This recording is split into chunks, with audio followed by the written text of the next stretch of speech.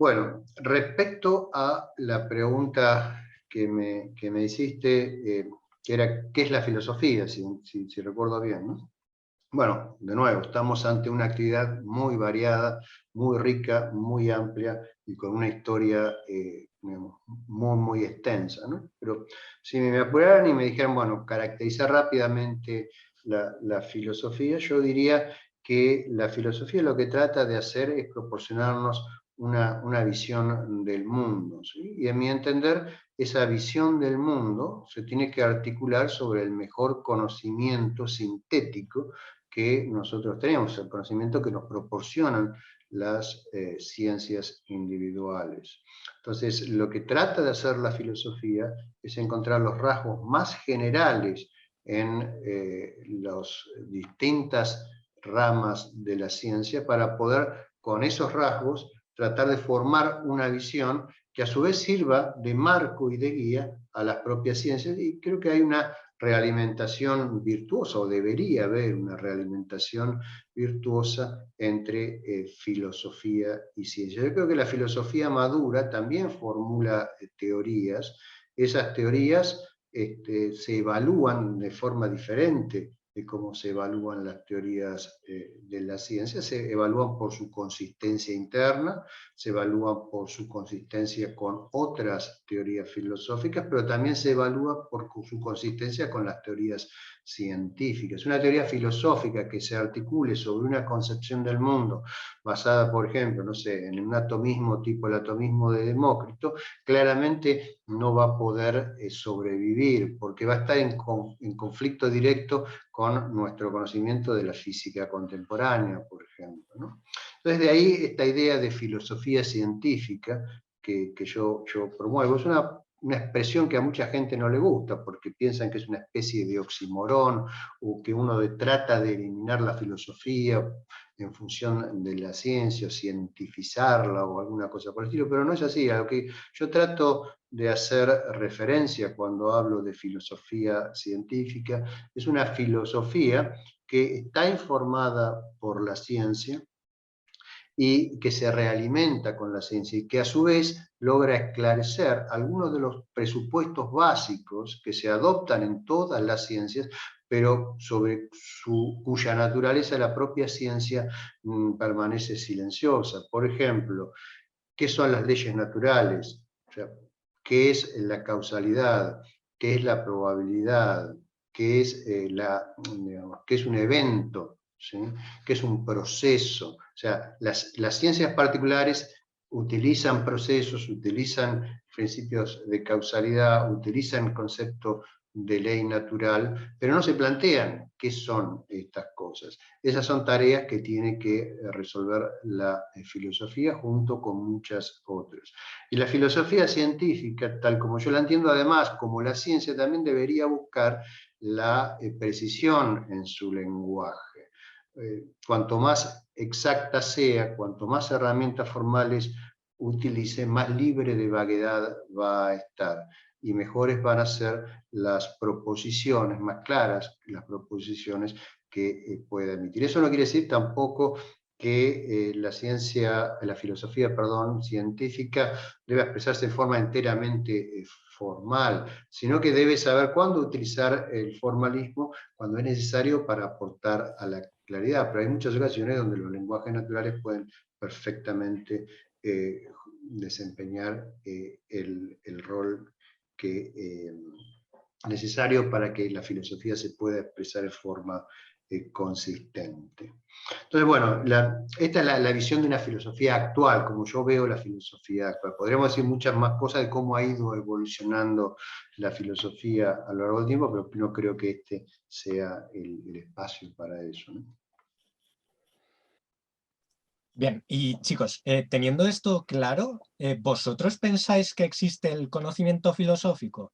Poniéndonos en la piel de un filósofo, que llegue y un psicólogo, por ejemplo, le defienda que el axioma filosófico del dualismo no debe ser adoptado en el problema mente-cerebro por distintas razones. Por ejemplo, y lo aprovecho para recomendar el curso de Filosofía Científica de Gustavo Esteban Romero, donde, bueno, junto a muchos libros de filosofía de la mente, donde se presentan los puntos en contra de tomar un punto de vista ontológico respecto a la sustancia real en cuanto a que haya materia y lo mental. Pues en este curso, por ejemplo, veíamos que una de las razones por las cuales no debemos adoptar un punto de vista dualista son, bueno, pues muchas de las cosas que ha dicho Gustavo, ¿no? Que no hay una descripción de qué son las cosas, no se explican mecanismos de interacción entre los estados mentales y los estados cerebrales, viola la ley de la conservación de la energía, este tipo de cosas que yo puedo aportar en una discusión con un filósofo, quizá ese filósofo me diga, vale, pero eso es conocimiento científico.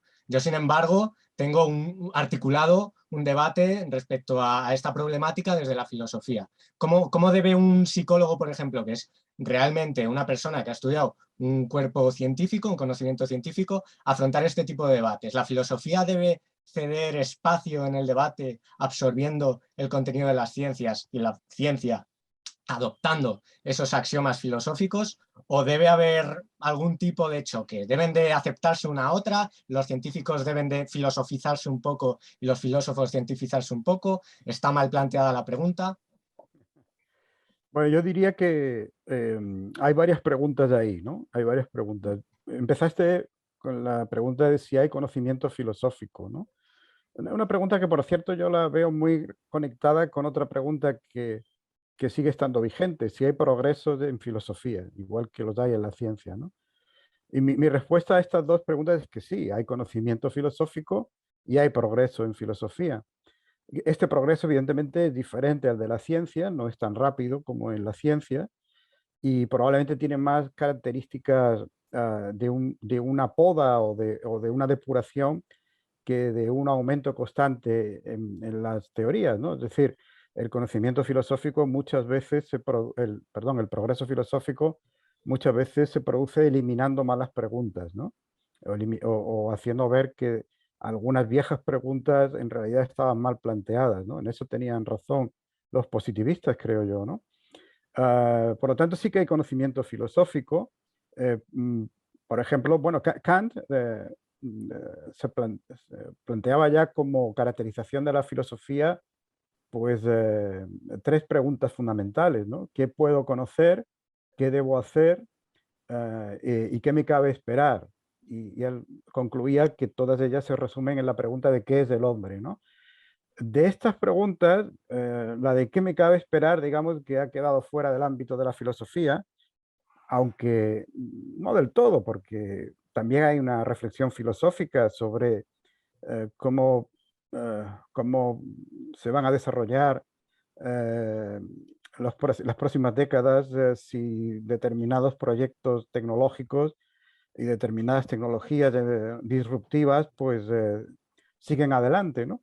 Pero la primera pregunta que puedo conocer es la pregunta clásica de la epistemología y, y aunque yo estoy completamente de acuerdo con Gustavo en que la filosofía tiene que hacerse en estrecho contacto con la ciencia, yo me considero en ese sentido un naturalista, y por lo tanto la pregunta ¿qué puedo conocer?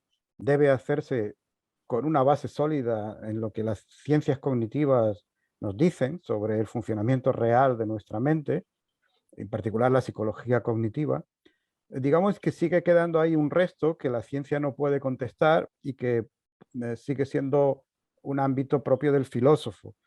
Em, Esto es todavía más amplio en el caso de la segunda pregunta, ¿qué debo hacer? Porque ahí estamos en el terreno normativo y aunque de nuevo ahí la ciencia es relevante, por ejemplo, para conocer cuál es nuestro origen evolutivo y qué es lo que es más probable que proporcione felicidad al ser humano, digamos que al estar en el ámbito normativo, pues las cuestiones fácticas no tienen tanto peso como en el ámbito epistemológico, ¿no?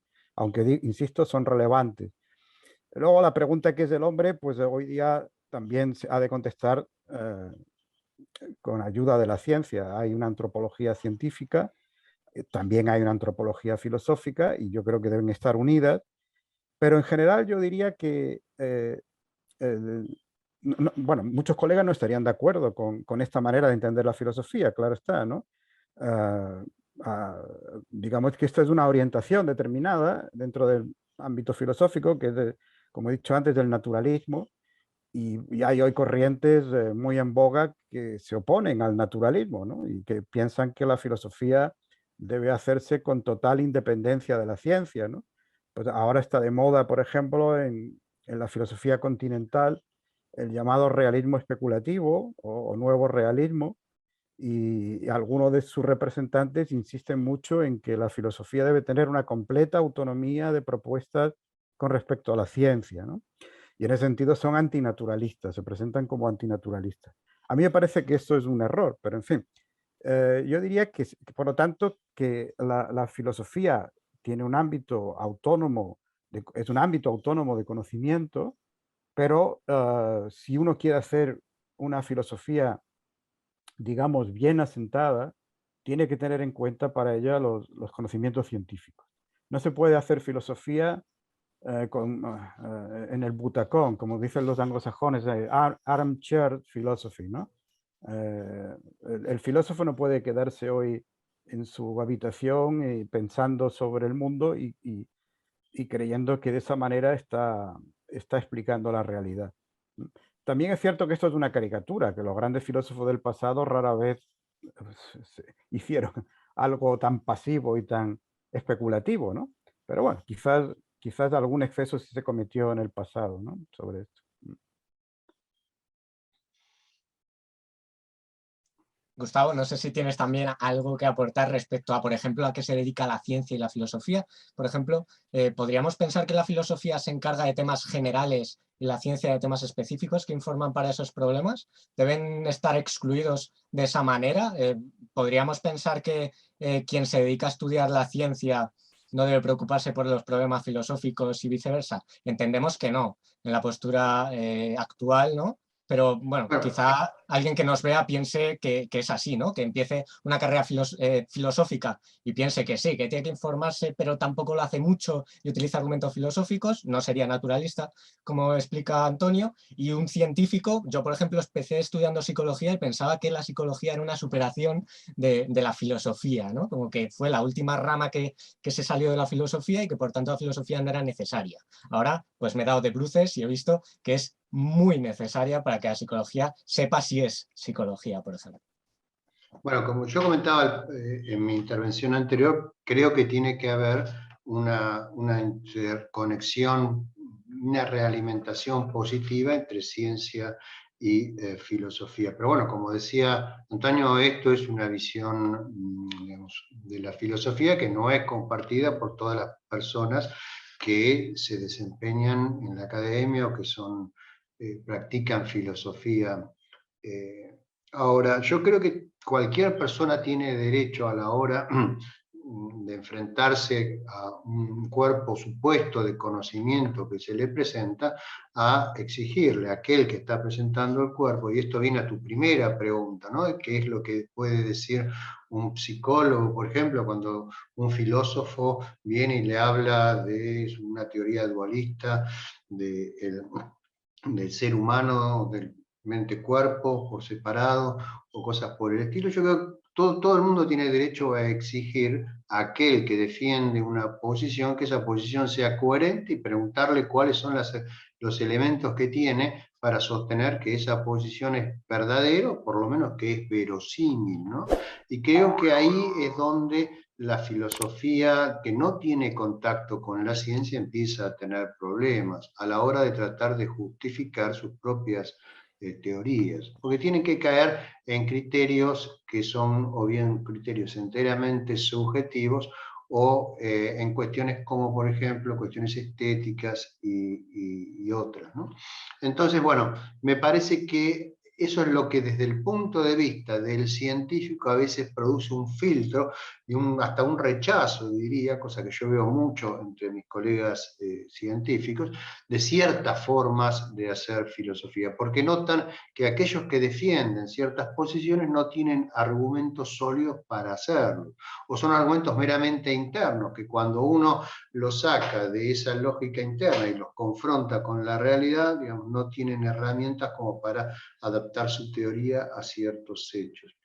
En mi opinión, una teoría que entra en ese conflicto con la realidad o que no tiene un nivel mínimo de coherencia debe ser descartada, pero muchas veces los científicos perciben que los filósofos la siguen defendiendo a pesar de esa, digamos, no validación por parte de la evidencia disponible, y eso produce un conflicto muchas veces entre filósofos y científicos.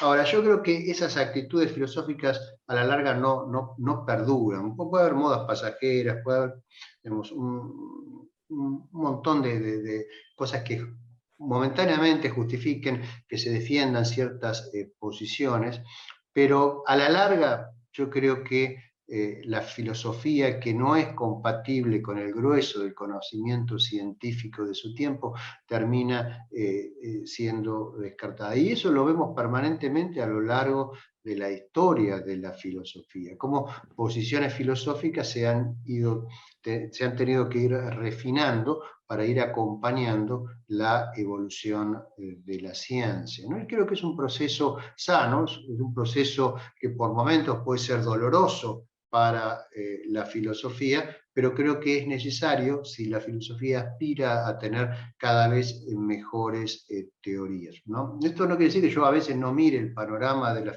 filosofía contemporánea y no quede horrorizado por momentos, ¿no?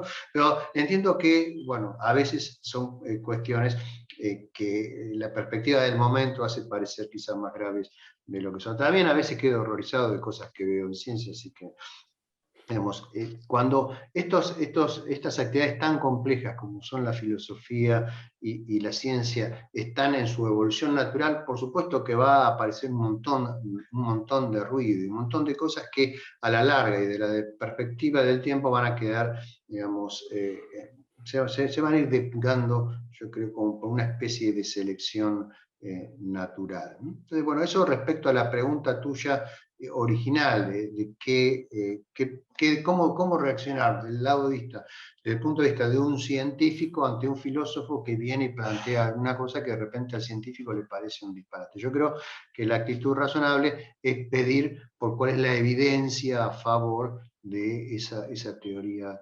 filosófica concreta. Y después, bueno, hubo varias otras preguntas que se fueron formulando y ahora las olvidé todas, así que si querés formularlas de nuevo. Yo quisiera añadir una cosa a lo que ha dicho Gustavo, porque me parece que lo comentabas también, Diego, y se me pasó, ¿no?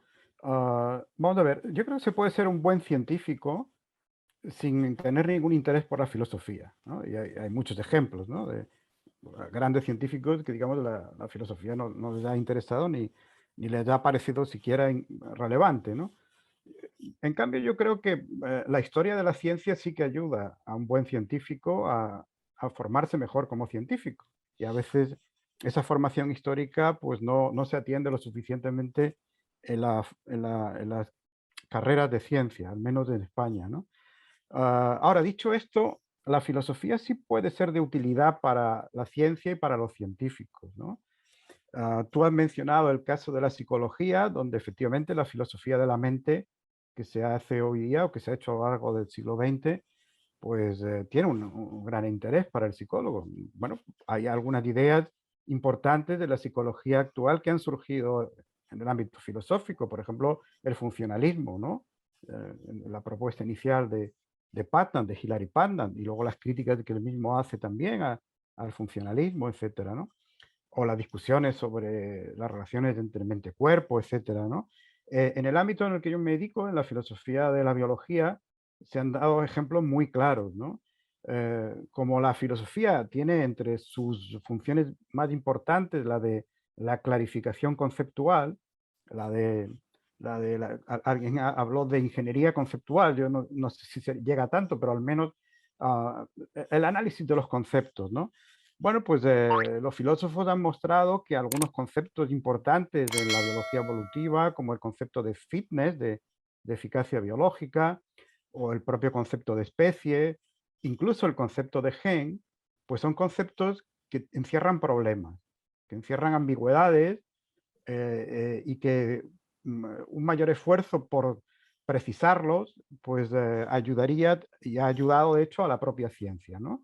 Y tenemos revistas de filosofía de la biología donde han publicado biólogos y viceversa, revistas de biología teórica donde han publicado filósofos de la biología, ¿no? Y yo creo que eso ha sido muy enriquecedor, muy enriquecedor. Ese tipo de colaboración yo creo que es útil para todos, ¿no? Hay que insistir en que una buena parte de nuestros colegas no ven las cosas del mismo modo. Piensan que la ciencia pues, es un tema más para la filosofía, pero además no de los más relevantes, ¿eh? Y que se puede hacer una gran aportación filosófica, incluso en los años de los que estamos, de espaldas por completo a la ciencia. Yo creo que esto es un error, en eso coincido completamente con Gustavo. Yo creo que es un error, a mí me parece que es casi una obligación para el filósofo actual saber algo de ciencia y tecnología, porque es que si no, no entiende el mundo en el que está viviendo. Es que nuestro mundo actual está movido por la ciencia y la tecnología. Y si quiere dar una interpretación de nuestra época, si quiere ser, como decía Hegel, su tiempo atrapado en pensamientos o en conceptos, no tiene más remedio que saber qué es lo que está pasando a su alrededor. Y si no tiene una comprensión básica de las principales teorías científicas y los principales avances tecnológicos, esto no lo va a poder hacer. Esto es lo que le digo al menos a mis alumnos cuando comienzo el curso en filosofía de la ciencia, y creo que les convenzo a la mayoría, no sé si a todos, ¿no? Para mí una filosofía que pretenda hoy día hacerse de espaldas a la ciencia o, digamos, dictaminando sobre la ciencia sin un conocimiento serio de lo que es la ciencia actualmente, pues es cometer un grave error. Y justo, yo creo... Sí, perdón. No, que, digamos, coincido plenamente con lo que dijo Antonio. Él mencionó también la influencia benéfica que en algunas ocasiones la filosofía puede tener para el desarrollo de la ciencia. Y hay muchos ejemplos, algunos muy interesantes. Por ejemplo, el propio ejemplo del desarrollo de la teoría general de la relatividad por parte de Albert Einstein. O sea, a diferencia de la teoría especial de la relatividad, la teoría general de la relatividad es el producto esencialmente de un hombre, en este caso de Einstein.